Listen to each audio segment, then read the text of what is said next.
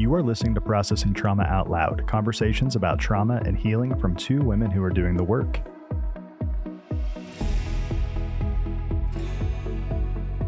Hey everyone, this is Kandace and Sher with Processing Trauma Out Loud. It's a big day, Sher. It is. We have just been having the conversation before the conversation about this episode being really a celebration episode because this is our 100th podcast episode. 100 conversations around trauma.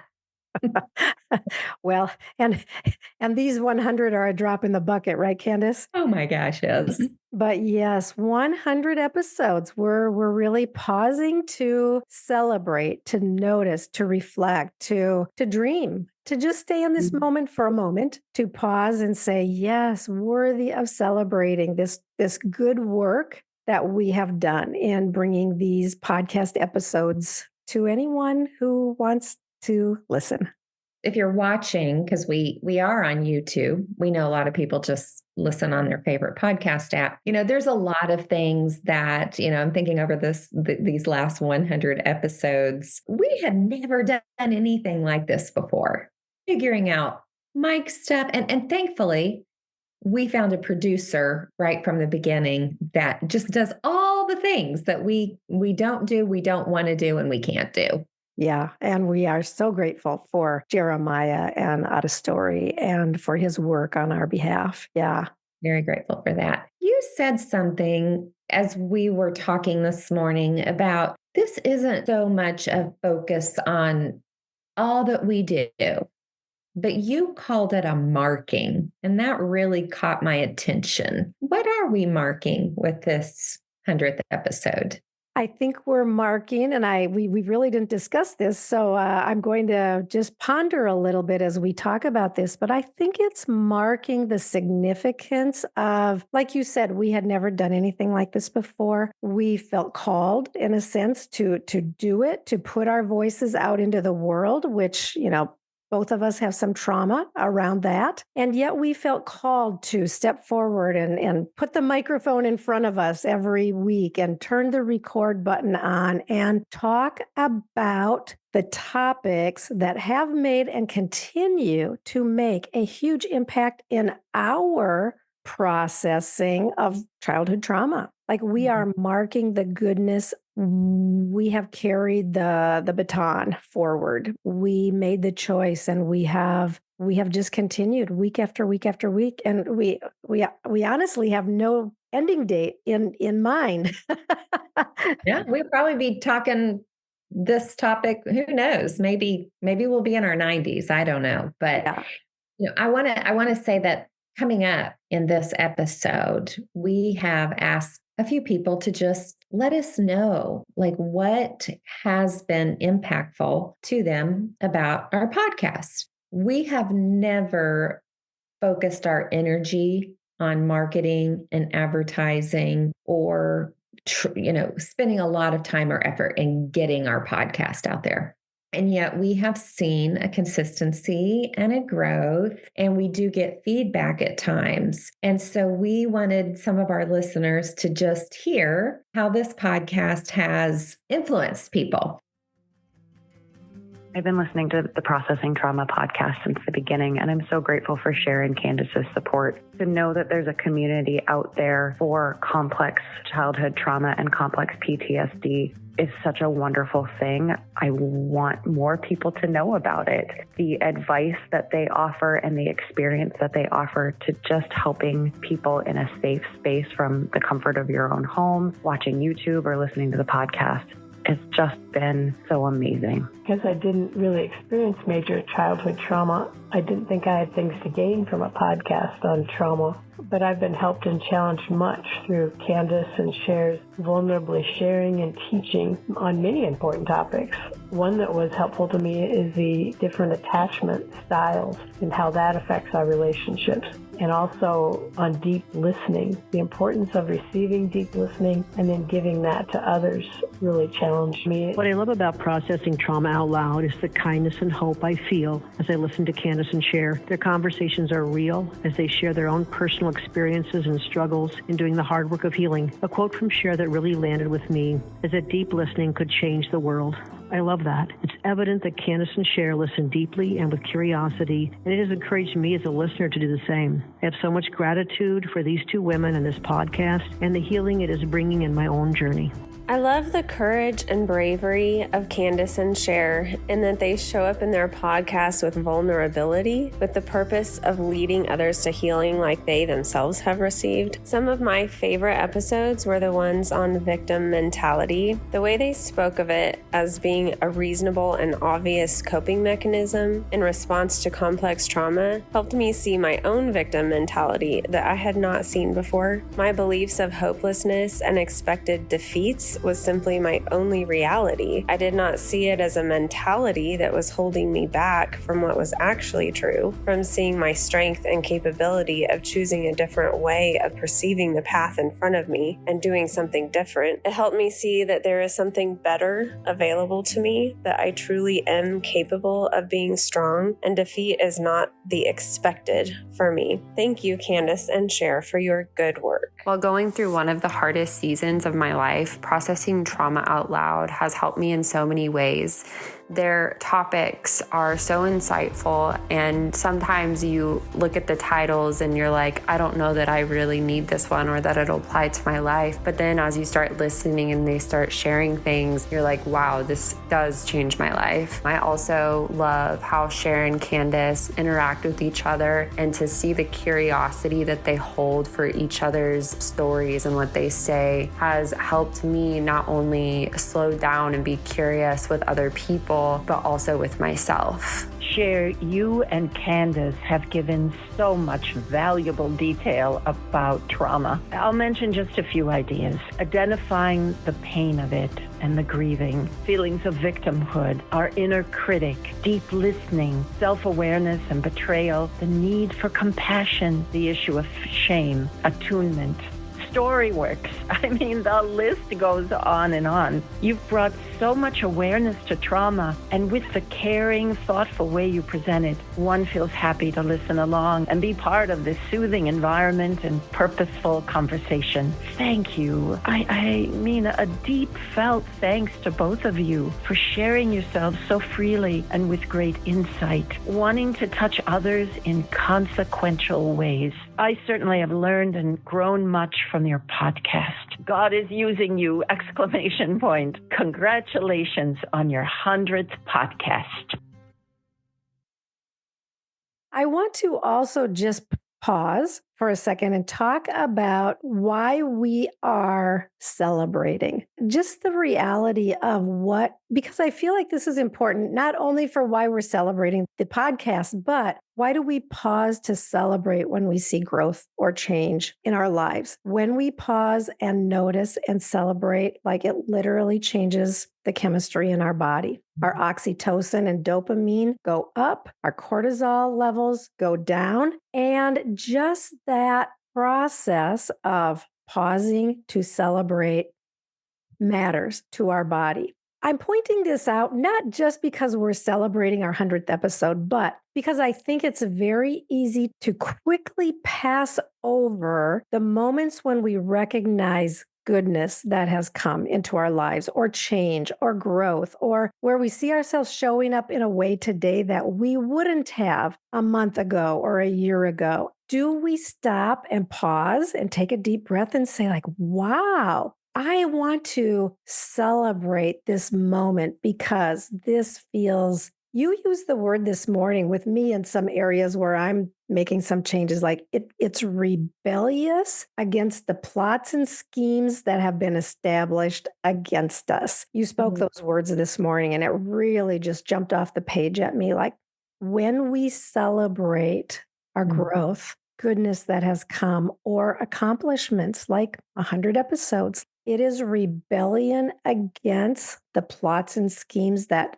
tried very hard to take us out and silence our voices and make us small. And here we are showing up saying, here we are, and we're going to keep putting our voice out into the world. when we've had developmental childhood trauma, we live with a sense, I've heard many people say it this way, that there's an anxiety in celebration or in, taking that moment to feel the victory within our bodies, because there is a sense of another shoe's going to drop. We can't allow our bodies to soak in and receive the goodness, the joy, the celebration, because we have another part that's fearful that it's going to be taken away. You and I both know in our own stories and many, many stories that we've heard, those plots and schemes that come into our lives at a very young age oftentimes come at a moment that we are experiencing as a child a sense of aliveness and goodness. Mm-hmm. And so there's an intersection happens. So we have this evil thing that happens at the moment that we are experiencing something good. Not always, but many times that is the plot. I don't ever want you to think that real good, lasting joy and goodness and freedom could ever come for you. Yeah.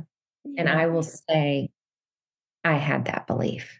Me too. And as I have written several of my stories, I have come to that realization that it was in my moments of joy or my moments of experiencing such goodness and feeling a sense of life is good and the world is good and I feel loved. And then the shattering of that, like just a full force attempt to absolutely shatter me in that process. And that shattering brings terror, and we don't ever want to feel that again. And so we hold the good moments at bay. We don't step into them and really experience the goodness or the love or the joy. And instead, we wear the coat of armor that keeps us from vitality and vibrancy in our lives. Yeah, well, we think that we're avoiding risk, and there is always going to be risk in life, and to some degree. Some of us are riskier than others, but there is risk. And here's the difference between the risk that we face today.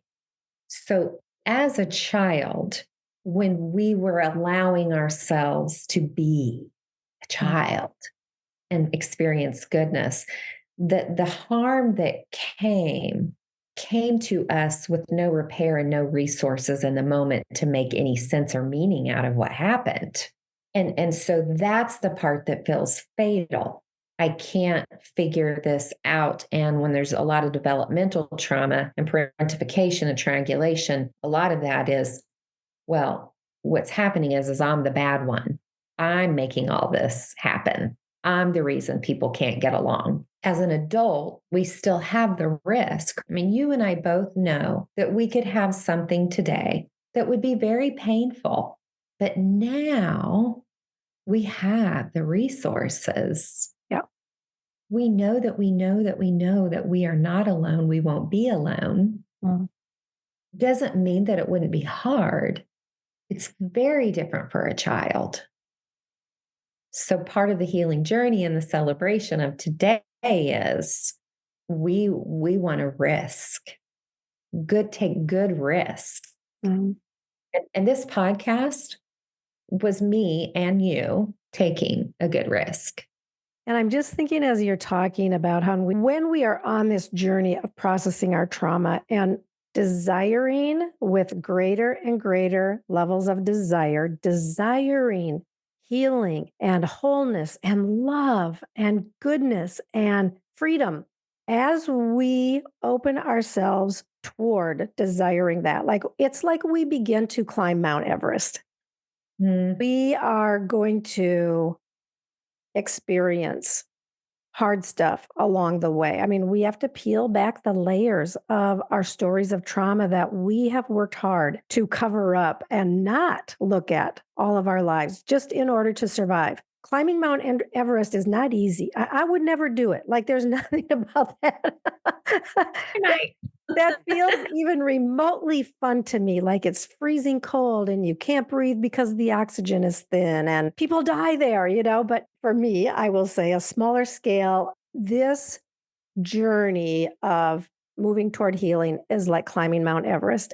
Some aspects of that journey we have to do alone, and some aspects of that journey we absolutely cannot do alone. We can't. We were wounded in community, and it requires community for us to heal. And that is part of the reason why we are doing this podcast. It is a way that we can walk some miles of this very difficult journey with our listeners. Are we what we bring on the podcast? Is it enough? I would say no. I'm a huge believer in like, you're probably going to need somebody to sit down with you one-to-one, look into your eyes as you tell your stories and help you reframe and reorient yourself to what is really the truth, not what you've always believed the truth to be. But is this podcast and the messages that we offer, is it a part of that journey up Mount Everest? And I will say, I know it is because of the feedback that we've gotten. We know that it is. And that is what gives me a lot of joy for showing up here week after week, 100 times so far. And actually more than 100 because we've scratched a few. Out of wisdom.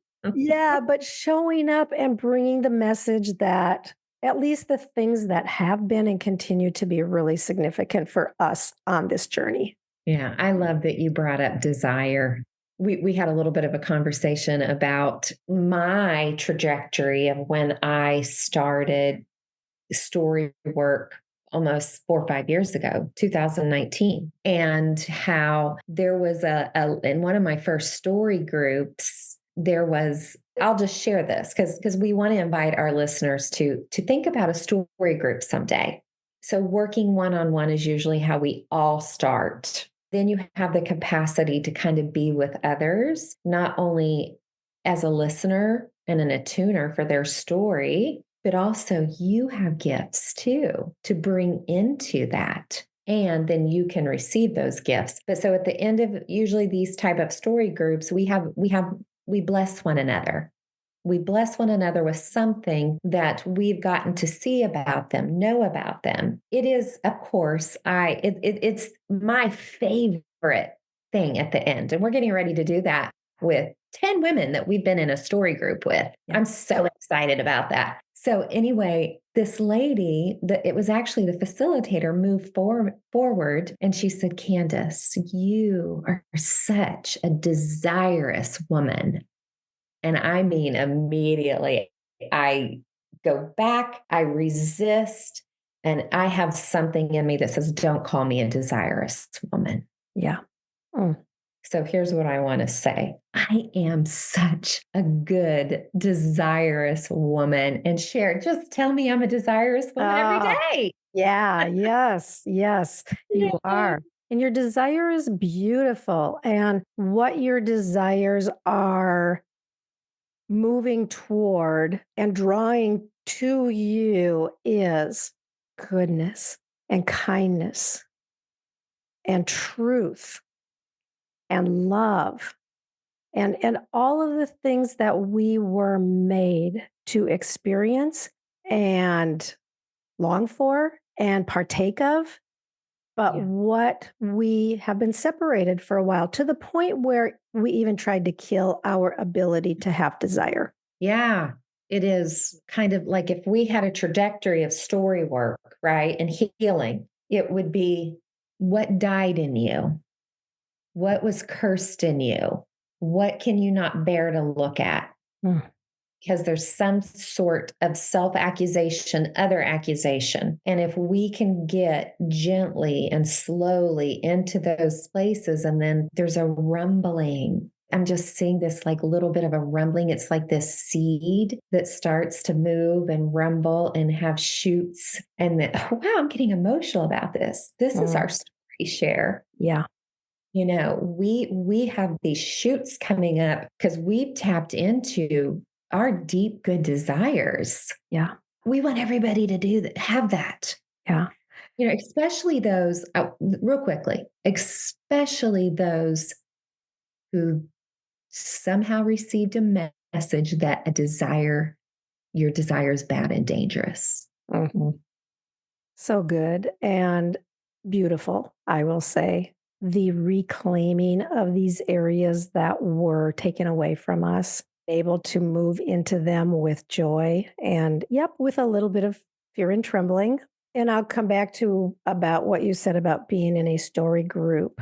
Having these aspects of our lives exposed to beautiful, wonderful light and love, and having others name them in ways that take away and heal the sting and the wounds that have kept us in hiding and pretending and performing for probably most of our lives. Our listeners know this if they're regular. We have a unending story group. Yeah. So we do story groups that we have a start date and a finish date, and they're good and wonderful. We have found an unending story group. We've said this before amongst ourselves as our Pearls group. I'm just doing a little imagining there. I actually want that for every woman. Yeah. You do for every woman that would maybe be able to name, I feel very alone. I feel misunderstood. I feel disconnected. I feel cast out. I feel shunned. Maybe pause for a minute and like, what is the truth of that desire in you that maybe you killed off because it was too painful to consider? How do I desire something that I don't know how to go after? Mm. Yeah. And something that has brought such hurt. And I mean, that's the reality. A lot of us have been deeply hurt in groups. I think particularly women, because we move a little bit close and then so often there's betrayal or there's rejection. And I've heard so many women say, I will never do another women's group, or I will never talk about these things or whatever. And I want to just maybe as we close today, I want to call our listeners to take a look at what it is that maybe is preventing you from taking steps toward beginning to climb your Mount Everest. And that might be working one-to-one with a story coach or a trauma-informed therapist. It might be moving toward entering a story group where you would have a small group of people that would surround you. Can we find the courage to take the first step? Is there commitment required? Yes. Is there investment required? Yes. Is it scary and hard and all the things that would keep us from doing it? Yep. You and I both would say it is worth any cost that is required. Whatever stands in your way, get those things out of the way and go toward the desires that are still alive in you, the desire to not be alone, the desire to feel like you have connections with people, the desire to feel loved and seen and heard and known. Like these are so worthy and so important. And I want to say age, don't think that it's too late. Don't think that it's too early. Yep. You could be in your 20s, 30s, you could be in your 70s, 80s. There just really is no expiration date on the fact that you are so worthy of good care and someone being with you, maybe in things that you never thought you would tell. You know this, but my dad shared some stories with me on his deathbed, literally weeks before he died. And I wept with him and I held him. And you know what? Even in that moment, he had a peace that he wouldn't have had. Yeah. Even in the last few weeks of his life. So I'm just going to say, I know it's never too late. So true. So we celebrate 100 episodes with each other and with a whole host of listeners that we haven't even had the privilege of meeting, but we have the privilege of walking this journey together. And that is meaningful. I'm celebrating in my heart. We are going to get together and have a celebration together at some point. I just feel so much gratitude that not only have we heard from our listeners share, but you and I both know what this has meant for us as friends. Yeah. Yeah. The world. Love you, friend. I love you too. Thank you for listening to Processing Trauma Out Loud. Make sure to check out the show notes for links to suggested resources and social media. Like, subscribe, and follow to keep up with our weekly content. And if you don't mind, take a moment to rate and review us. Your feedback is extremely valuable and contributes to the success of this podcast. One last thing. If you have found this podcast helpful in any way, or if you have questions on how to take the next steps on your healing journey, please reach out to us via email at KandaceSher@gmail.com. That's KandaceSher@gmail.com. Our sound engineer is Jeremiah Jones of Auditory LLC. We welcome you to join us for more conversations soon. Take care.